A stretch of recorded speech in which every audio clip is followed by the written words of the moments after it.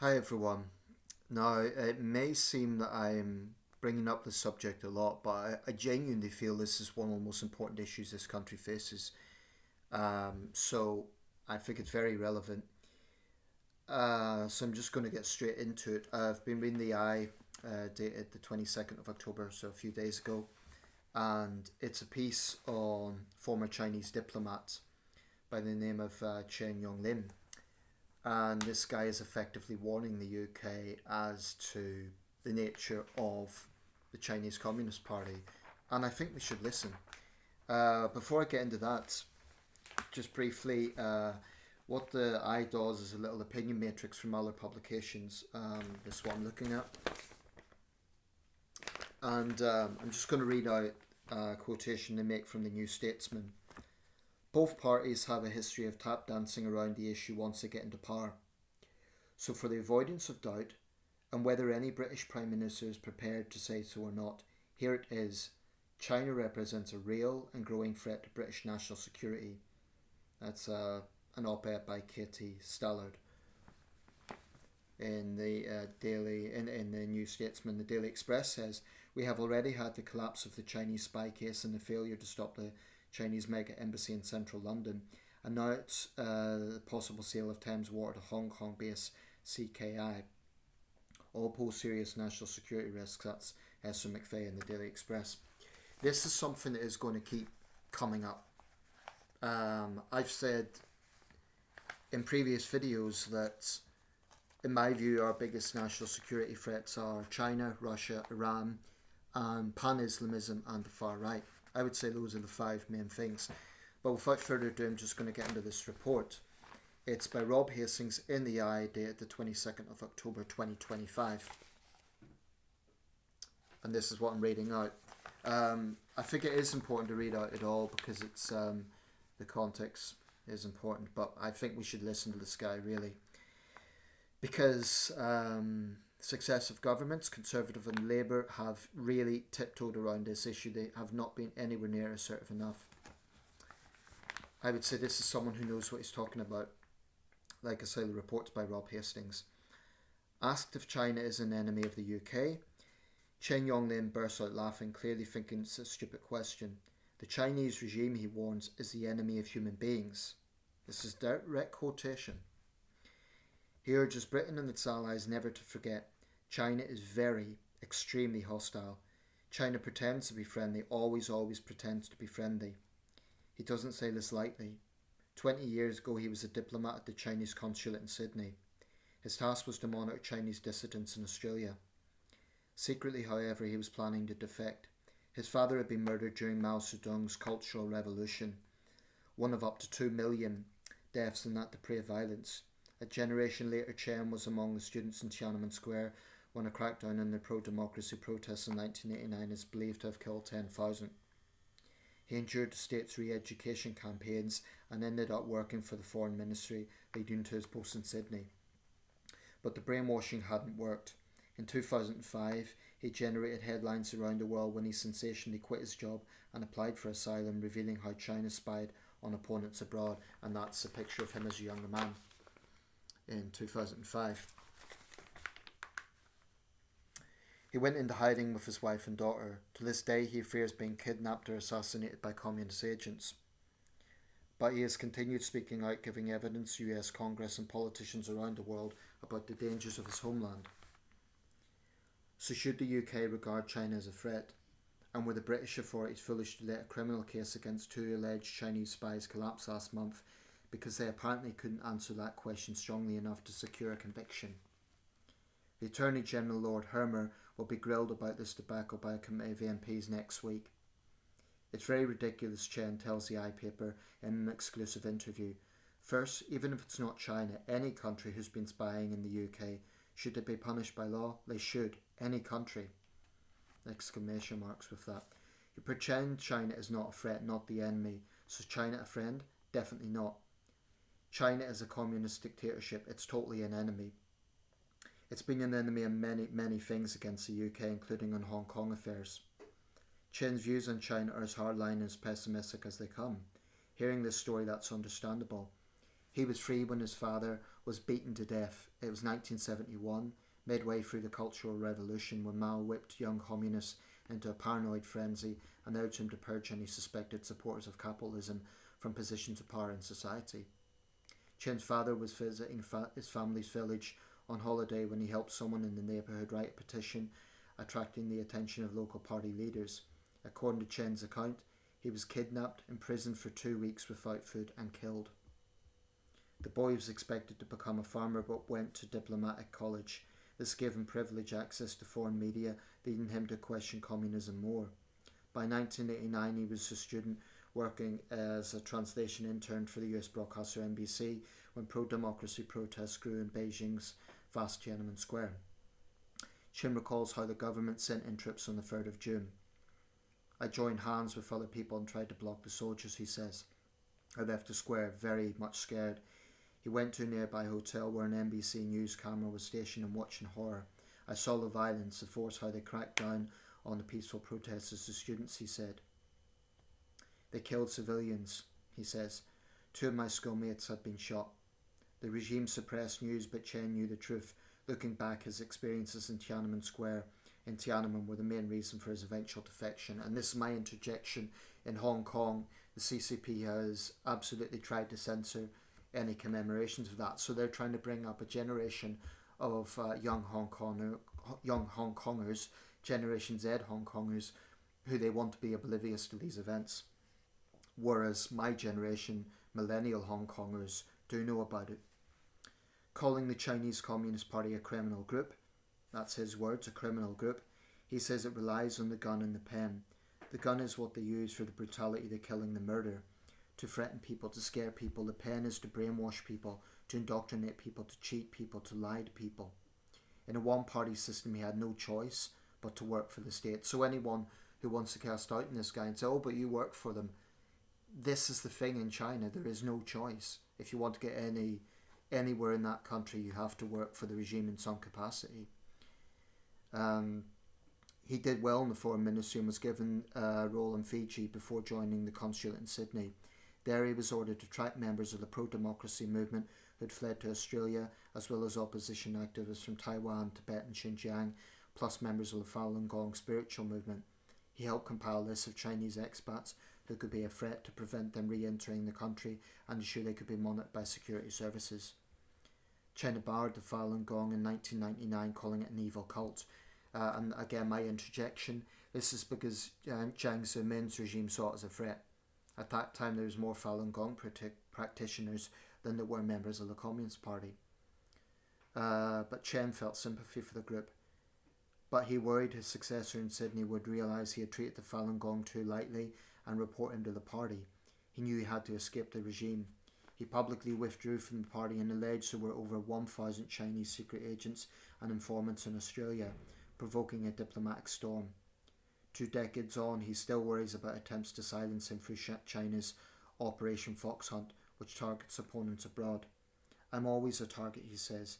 He claims to have been warned by a top-level source in Beijing that he could be assassinated or kidnapped back to China. Chen always says he has seen suspicious persons near his home. It's these experiences plus his inside knowledge of Beijing's surveillance programs that make him so alarmed about the UK potentially allowing China to open a huge new embassy in central London. The Cold War has never ended.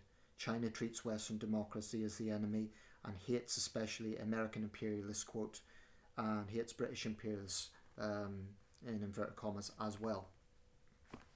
There's another report at the bottom. The Attorney General summoned to hearing on spy case. I'll just read out the opening to that. This is by Sophia Wingate.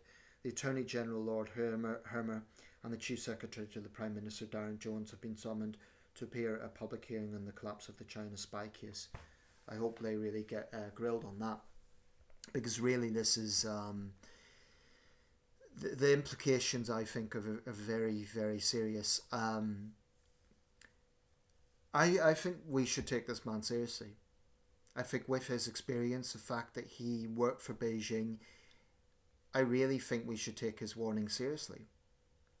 And what I find immensely frustrating, just as a citizen, just as someone who loves my country, is the successive failure of British governments to deal with China with the efficiency that they should. I mean, to the level that they should.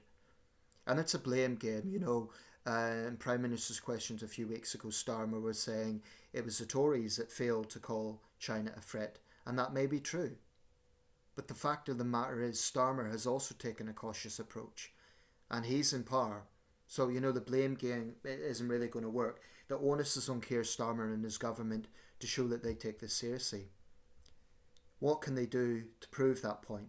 They could start by really listening to the security services. They can right now, not procrastinate, not drag their heels on it, just turn around and say to Beijing, sorry, the mega embassy's not going ahead. And let China have a tantrum about it. Yes, there will be reprisals, but I've said before, if it comes down to retaliation in China, for example, holding back applications on our own embassy in Beijing, that is a lesser issue, I would have thought, than security threats to this country.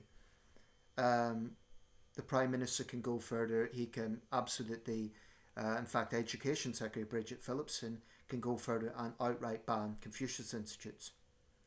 They can make stricter visa regulations for Chinese nationals, quite frankly.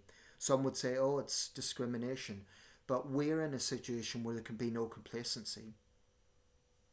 I think that ordinary Chinese tourists have nothing to fear, really. But one of the biggest problems I think that the West has in general is our tolerance, quite frankly. It's used against us. And Beijing's very aware of this.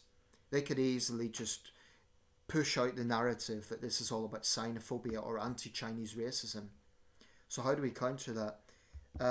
We make it clear that it isn't about xenophobia or racism. It's about national interests. It's about taking security seriously. I think that this government's just dragging its heels, and it makes me so frustrated. One good thing about this whole spy scandal is it has embarrassed the government. That will force them onto the defensive, and by doing that, maybe they will know that they have to take a more hardline approach. So, whilst it's bad that the case collapsed, it may be good that the government's been embarrassed. I have no sympathy for Labour, because I think whatever excuses they come out with, the whole approach that Labour has taken, for all their tough talk in opposition, has been one of caution, has been of wanting positive relations with China. I think they really have questions to answer. And, you know, Starmer, he's a former lawyer. He knows the sort of way to deflect on this. He will say, for instance, oh, but we can't interfere in the process. Maybe not, but you certainly can change the rhetoric to make the prosecution case more assertive, and that's what they failed to do. You know, by wavering around the language, by not even determining that China is an existential threat to this country, security threat, and it absolutely is. The security services have been warning about it for years. I mean, how many cases do we need? It's not just the two Christophers. There was a case of Christine Lee in Birmingham. You know, she'd been there for years. And then she was, MI5 said that she was a security threat. This is someone who had integrated into our society. You know, she was in the Sino-British joint, I forget the exact name of the organisations now, but this is the whole point about espionage. They fit in. I would even say, I recall the incident, I think it was either the start of last year or the start of this year, can't recall off the top of my head, but Brendan Kavanagh, the musician, when you had two Chinese students yelling in his face, you know, that sort of soft power nationalism. I say soft power because they're probably not paid up spies, but it's that sort of thing we need to be taking a much more hardline approach on.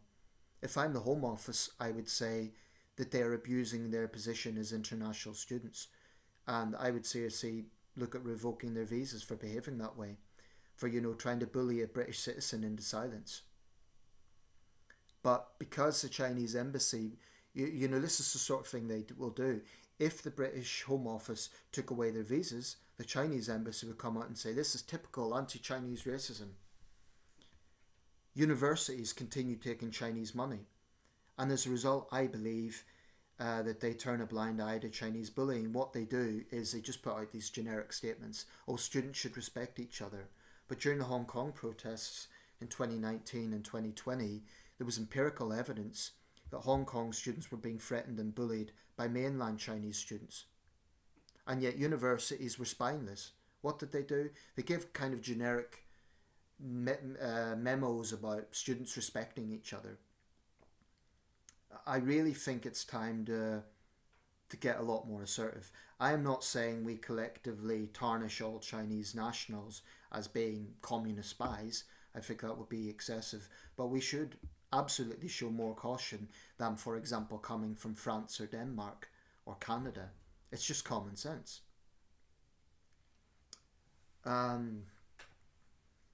So like I say, I think that the West's own tolerance, and particularly this country's tolerance, continues to be used against us. China is not our friend, and we need to stop acting like if we just play nicely, if we just shore up trade agreements, then, well, they'll be less of a security threat. And I'm deeply concerned about the approach this government's taking. I think Keir Starmer genuinely believes that diplomacy saves everything. There's times that, diplomacy is extremely important, of course it is. But there's times you just need to be hard-headed and say, this is a threat and we're going to act on it. I think Starmer has this attitude of diplomacy just solves everything. I mean, it's the approach he's taken with Trump. And it's the approach he's taken with a lot of things. Not Russia, to be fair. The government has been hardline on Russia, rightfully so. But I'd like to see them taking the same approach to China as they do with Russia. I mean, the thing is, Putin's regime speaks for itself. But it's a bit more in your face. You have Russian ultranationals staying in state TV that they'll wipe us out, there'll be nuclear war, etc. It's almost like, it's in your face. I think China almost poses a bigger threat because it's more subtle, somewhat more subtle, because the Chinese will still put this veneer of diplomacy that Russia doesn't. China is also a lot more embedded in our society than Russia is. There's far more Chinese students. Chinese investment in the UK is, just dwarfs anything that we would look at with Russia. Yes, there is Russian oligarchs, but I don't think it's on the same scale. So looking at China and Russia, I would say in some ways, although Russia's brutality is very obvious, it's inhumane brutality on Ukraine, its threats against Europe, and absolutely we should take it very seriously. I would argue that it's a lot more in your face, whereas China, the threat is arguably worse because it's more subtle and because the British government continues to act like it's scared of offending Beijing. You have Starmer and Lamy and Cooper openly condemning Russia at the UN. Why do they not do that with China? Why the hesitancy? I'm not saying it's easy. It takes courage. But that's the position they brought on themselves. When they ran for high office, that's the responsibility of leadership. And it does take courage.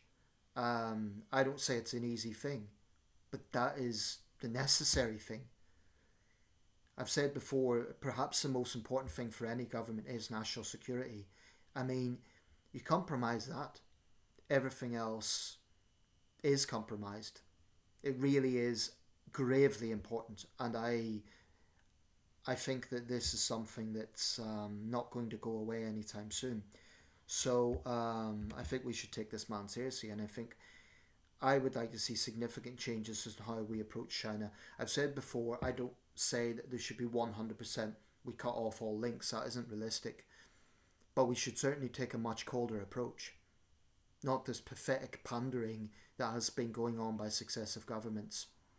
And then kind of backtracking. And actually, if Starmer really wants to focus on diplomacy, that won't even work. Because then the Chinese side will get frustrated and say, oh, they've said that regarding the mega embassy. It's better to stop wavering and just tell them right now it's not going ahead. I mean, why keep putting this off? Apparently it's now going to be decided in December. When she was Deputy Prime Minister, Angela Rayner raised questions, to her credit, about why there was blacked out parts of of the plan that was put forward by the Chinese. Why? Why was that blacked out? What are they hiding? I just think the risk is too massive. Even if you want to disregard the security risk, apparently residents don't want it to go ahead because it will be a vocal point for demonstrations. But I think giving the Chinese this mega embassy is just giving it to them on the plate. It will be a hotbed of espionage, and if we see some major cyber attack, you know, I think it would be unforgivable if the government has allowed that to happen. So if I was Keir Starmer's advisors, I would be seriously thinking we need to change our approach, if nothing else for purely political reasons, because the Tories, Reform, the Liberal Democrats, all the other parties will rightfully keep pushing this point, although I would say Reform has its own question marks regarding Russia. I mentioned how Kimmy Badenoch was pushing the Prime Minister in this. So was Daisy Cooper of the Liberal Democrats, and she raised the point about the question marks on Hong Konger's status, about indefinite leave to remain and the situation around that. I mean, putting uncertainty at people who are fleeing a hostile foreign regime at this time when we are ourselves facing threats from that regime just seems morally unforgivable. Anyway, I'll wrap this up, but we need to take this seriously. I do not say let's cut off all links with China. I do not say let's brand every Chinese national a spy. Of course not. But we need to be a hell of a lot more assertive than we're being. And so far, I would say Labour has utterly failed. They are weak on China. And the onus is on them to prove otherwise. They could take some concrete steps to do that. They can refuse the mega embassy. Starmer can cancel his proposed visit next year, because all it does is serve to treat relations as normal at a time when British MPs are under threat. I mean, Starmer might argue, oh, I'll go there to confront Xi Jinping about that. And that's all well and good, but it still gives a veneer of normal relations as normal. I'm just not convinced that's appropriate.